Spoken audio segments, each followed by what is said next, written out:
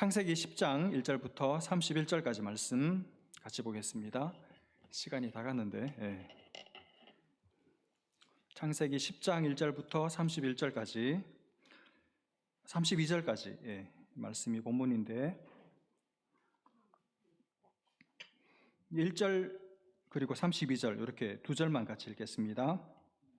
창세기 10장 1절 말씀 먼저 같이 읽습니다. 시작. 노아의 아들 셈과 함과 야벳의 족보는 이러하니라. 홍수 후에 그들이 아들들을 낳았으니. 그 다음에 32절 같이 봅니다. 시작. 이들은 그 백성들의 족보에 따르면 노아 자손의 족속들이요 홍수 후에 이들에게서 땅의 백성들이 나뉘었더라. 아멘. 여러분은 어떤 사람의 이름을 들으면 바로 그 사람과 관련된 어떤 이미지, 또 여러분이 평소에 가지고 있었던 어떤 그 사람에 대한 평가, 기억, 추억 이런 게 떠오르시죠. 여러분이 잘 알고 있는 어떤 사람을 다른 사람이 이야기할 때 우리는 곧바로 그 사람을 머릿속에 떠올리면서 그 사람이 생각이 납니다. 좋은 사람, 되게 좋은 기억을 안겨주었던 사람, 그런 사람 이름을 들으면 마음이 흐뭇해지고 어떤 경우에는 내가 너무 좋아하고 사랑하는 사람 이름을 듣기만 해도 그런 표현하지 않습니까? 눈에서 꿀이 뚝뚝 떨어진다. 너무 좋아가지고 눈에서 꿀이 뚝뚝 떨어지는 경우도 있습니다.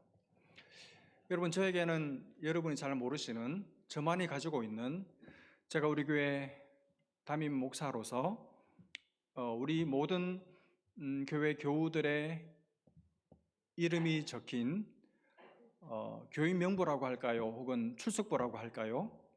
이런 어떤 우리 모든 교우들의 이름이 적힌 그런 문서를 저 개인적으로 가지고 있습니다. 그래서 기도할 때마다 혹은 기록할 필요가 있을 때마다 가끔씩 열어서 보기도 하고 또 필요한 사항이 있으면 옆에 적어 놓기도 하는 그런 문서가 하나 있습니다. 근데 이렇게 보면 어떤 이름을 보면 그야말로 기분이 좋아요. 그냥 얼굴이 확 펴지고 미소가 지어지고 눈에서 꿀이 뚝뚝 떨어지는 그런 이름들이 있습니다. 안 그런 분들도 있겠죠? 근데 중요한 것은 어쨌든 제가 가지고 있는 교인 명부에 여러분의 이름이 있다는 거예요. 그게 중요합니다. 여러분, 그러면 된 것이죠. 그 말은 그분은 우리 교회 소속이라는 뜻이고 제가 생각하는 저의 목회의 대상이라는 뜻이고 여전히 제가 포기하지 않고 계속 저의 양이라고 생각하고 있고 기도하고 있다는 뜻이잖아요. 그러니 그 명부에, 제가 가지고 있는 명부에 여러분의 이름이 기록되어 있다는 것이 대단히 중요한 의미를 갖습니다. 이렇게 이름은 많은 일을 합니다. 다른 사람과 나를 구별을 지어주는, 그리고 그 사람에 관련된 모든 것을 한데 모아서 상대에게 그 사람에 대한 이미지를 심어주는, 각인시켜주는 어떤 이미지 연상의 촉매 역할을 하는 그런 큰 일을 하는 것이 바로 이름이죠. 그래서 사람에게 있어서 이 이름이란 대단히 중요한 의미를 갖는 것이 사실입니다.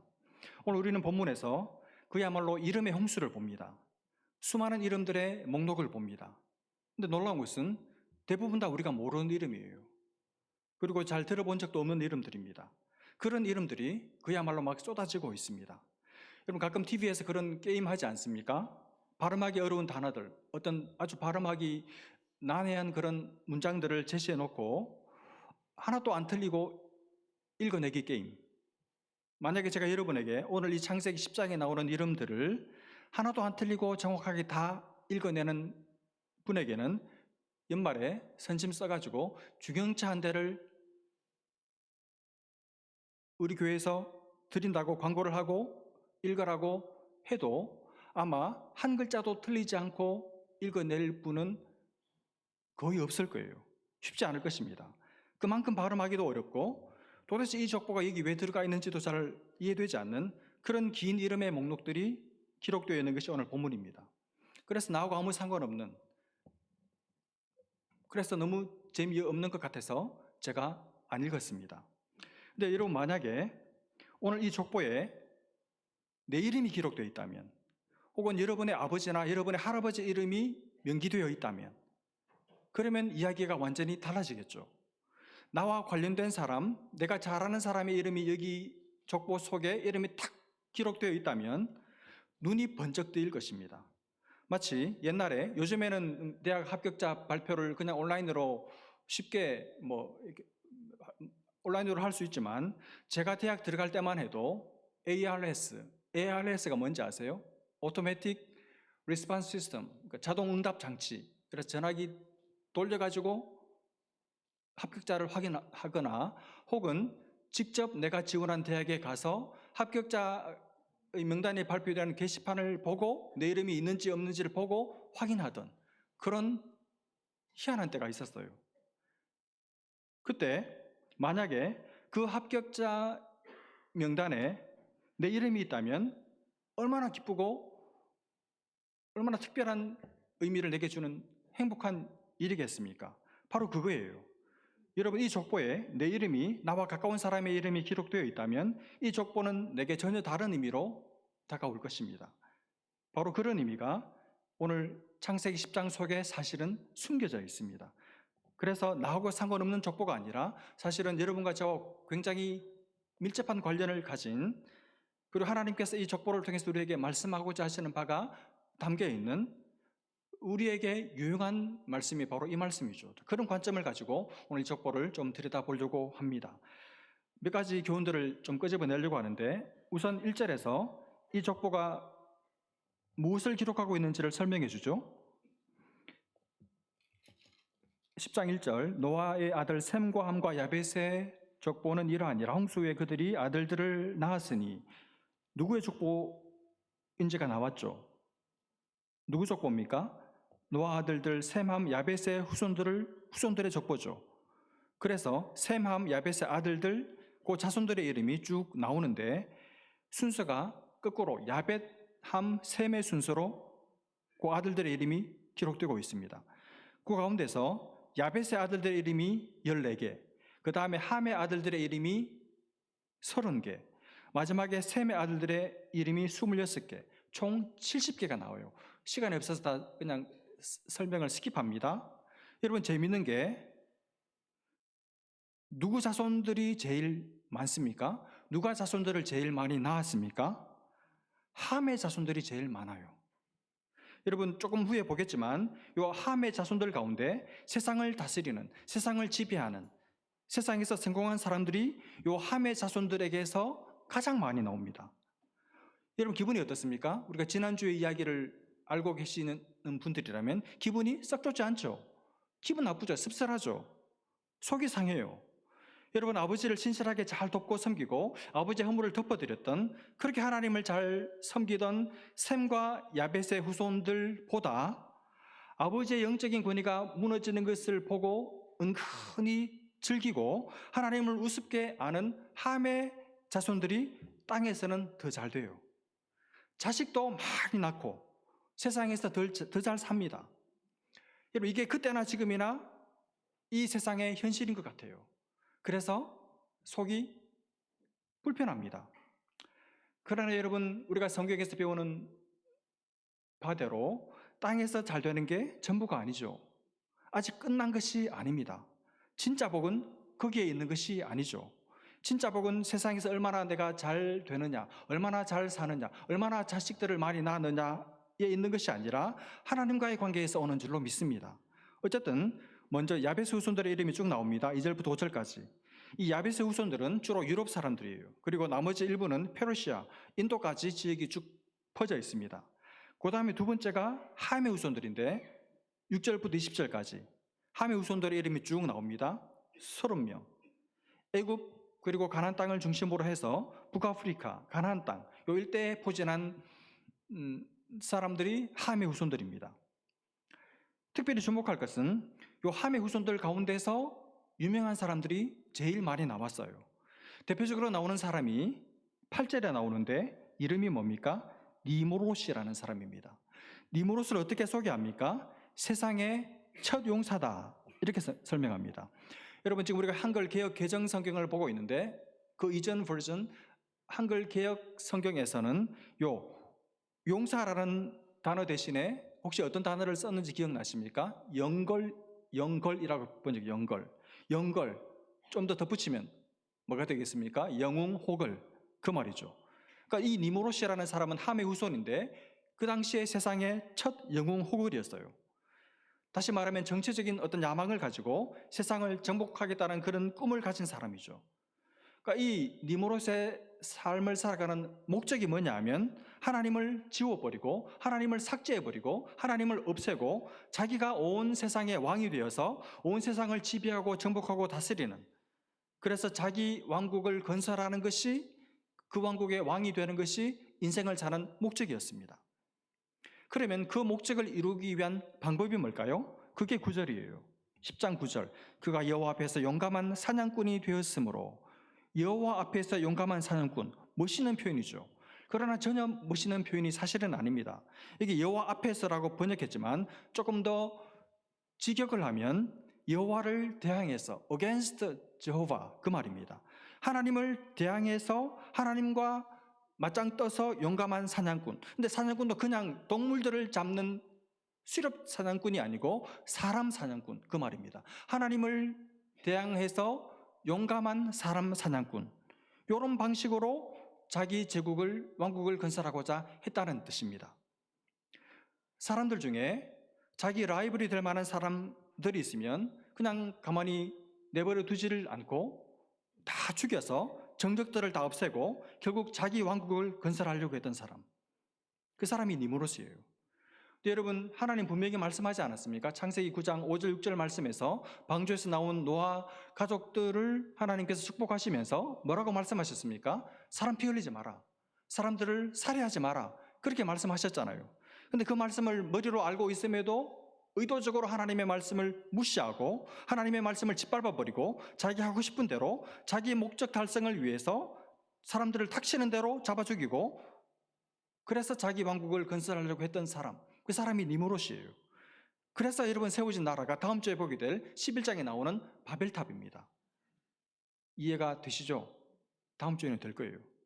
여러분, 이 니무롯이 추구했던 바벨탑, 자기 왕국, 오늘도 세상은 이렇게 똑같이 합니다. 하나님을 싫어하는 세상은 하나님이 싫어요. 하나님이 없었으면 좋겠어요. 하나님을 죽이고 싶어 합니다.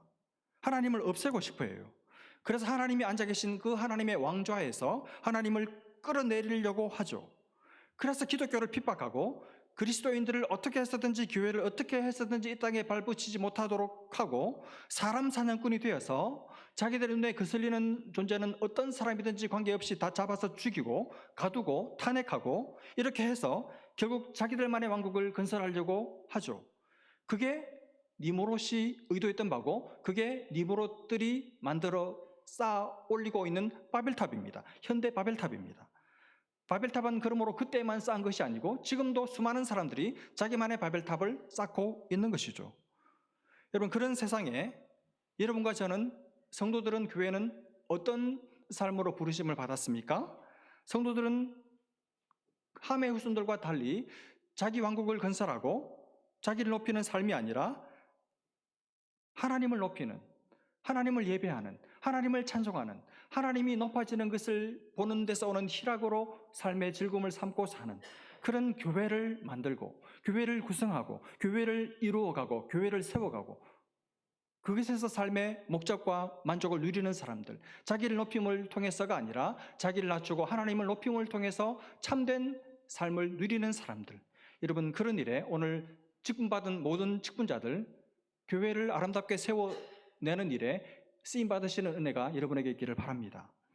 여러분, 이런 함의 후손들이 득세하는 유명해지는 세상 속에서 셈의 후손들은 어떻게 살았습니까? 셈의 후손들의 특징이 뭡니까? 21절부터 31절까지인데 쭉 나중에 보시면 함의 후손들과 달리 유명한 사람들이 아무도 없어요. 한 사람도 유명한 사람들이 없습니다. 이름만 나오고 우리가 아는 이름이 없습니다. 세상도 이 셈의 후손들의 이름을 모릅니다.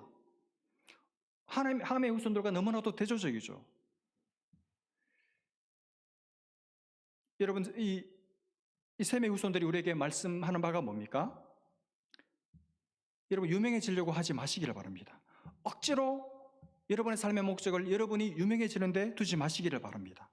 유명해지고 싶은, 세상에서 이름을 날리고 싶고 성공하고 싶고 출세하고 싶은 그 니무롯과 같은 욕망을 버리시기를 바랍니다.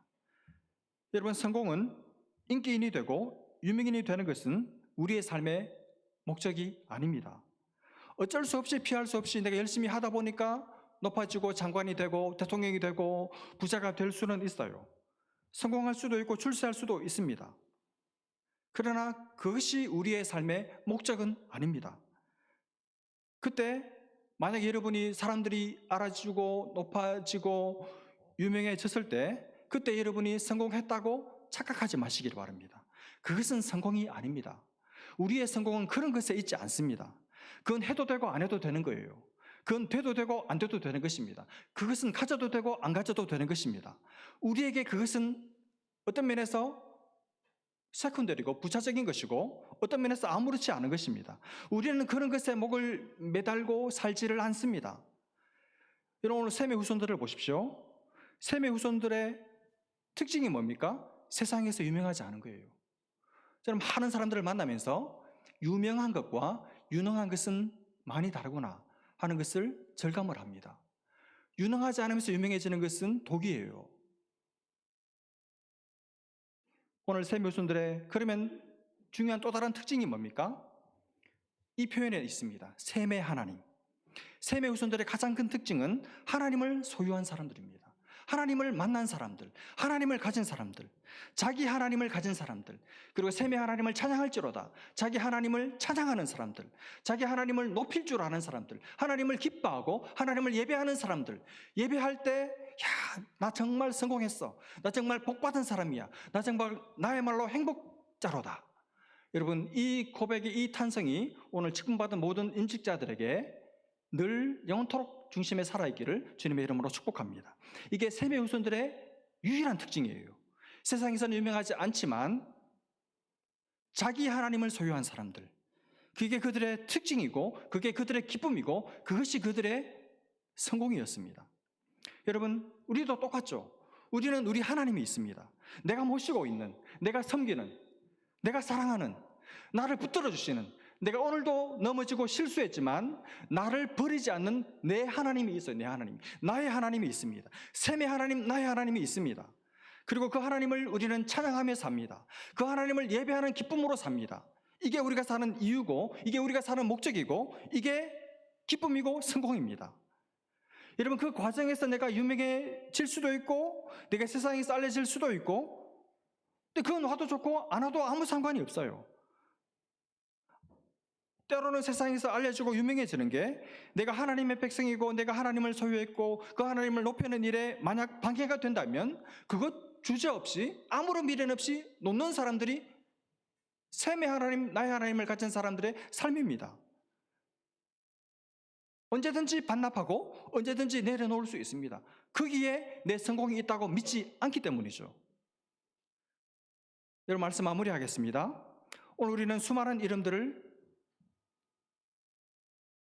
창세기 10장에서 보았습니다. 그 이름 하면, 그 이름 하면 우리는 그 사람을 생각해요. 오늘 성탄주일인데 예수님의 이름은 어떻습니까? 예수, 조슈아, 여호수아. 그러면 어떤 이미지가 떠오르십니까? 예수라는 이름의 데피니션이 뭐죠? 자기 백성을 자기들의 죄에서 구원할 자, 그 말이죠. 우리의 구원자가 예수예요. 그러므로 우리는 예수님의 이름을 생각하고 예수님의 이름을 부를 때 나의 구원자 이미지가 떠오릅니다. 나를 구원해 주신 분, 나를 구원해 주셨고 지금도 나를 구원해 주고 계시고 영원토록 미래에도 나를 구원해 주실 유일한 내 인생의 구원자, 남편도 아니고 아내도 아니고 교회 중직자들도 아니고 오직 하나님, 그분이, 예수 그분이 나의 구원자, 구원자 예수님이 떠오르죠. 내 삶이 아무리 어려워도 나의 구원자 예수님을 생각하고 우리는 일어서게 됩니다. 뿐 아니라 그분의 또 다른 이름이 뭐죠? 임마누엘이죠. 임마누엘. 무슨 뜻입니까? 하나님이 우리와 함께 계신다. 하나님 우리와 함께 하신다. 하나님 우리와 영원히 함께 계세요. 약속하셨어요. 어려움 중에 더 하나님의 가까이 계심을 느끼게 될 것입니다. 세상 끝날까지, 죽는 순간까지, 아니 죽음 그 이후에도 나와 함께 하시는 유일하신 분이 우리 주 예수 그리스도십니다. 그러므로 그 이름은 우리에게 기쁨이 되는 이름이죠. 우리에게 놀라운 원더풀한 이름이죠. 여러분, 제가 오늘 임직 예배를 드리면서 오늘 임직받는 안수 집사님들, 권사님의 이름이 그 이름 세자 생각만 하면 사람들이 마음이 턱 놓이고 그분이 있어, 그러면 됐네, 그런 이름이 되기를 바라요.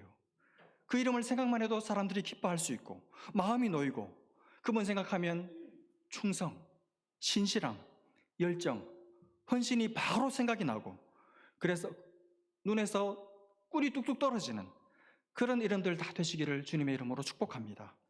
여러분의 이름이 하나님 나라에, 그리고 교회 역사에, 그리고 수많은 사람들에게, 그리고 부족한 목회자에게 아름다운 이름이 되는 그런 복을 여러분도 더하여서 누리는 은혜가 있기를 다시 한번 주님의 이름으로 축복합니다. 기도하겠습니다. 하나님 아버지 은혜와 사랑을 감사합니다. 우리에게 주신 그 예수의 이름, 우리의 구원자, 영원토록 우리와 함께 하시는 임마누엘의 하나님, 우리에게 선물로 주신 것 감사하고, 이 성탄의 계절에 아무도 주목하지 않지만, 세상에서는 유명하지 않지만, 그러나 우리를 살린 예수, 우리의 구원자 예수, 우리의 과거와 우리의 현재와 우리의 미래를 보호하시고 책임지시는 예수의 이름에 우리의 모든 것을 걸고 주님을 아름답게 섬기는 복된 교우들 다 되게 하여 주옵소서. 오늘 임직받는 우리 세 분의 집사님들, 또 우리 귀한 김소연 권사님, 주께서 더 사랑해 주시고 하나님 앞에 더 헌신되게 하시고 충성되게 하시고 정말 신실함의 모본이 되는 하나님의 사람들 되게 해주셔서 그 이름 생각만 해도 눈에서 마음에서 꿀이 뚝뚝 떨어질 수 있는 그런 집사님들, 권사님 되게 하여 주옵소서. 믿고 감사하며 예수님의 이름으로 기도합니다. 아멘.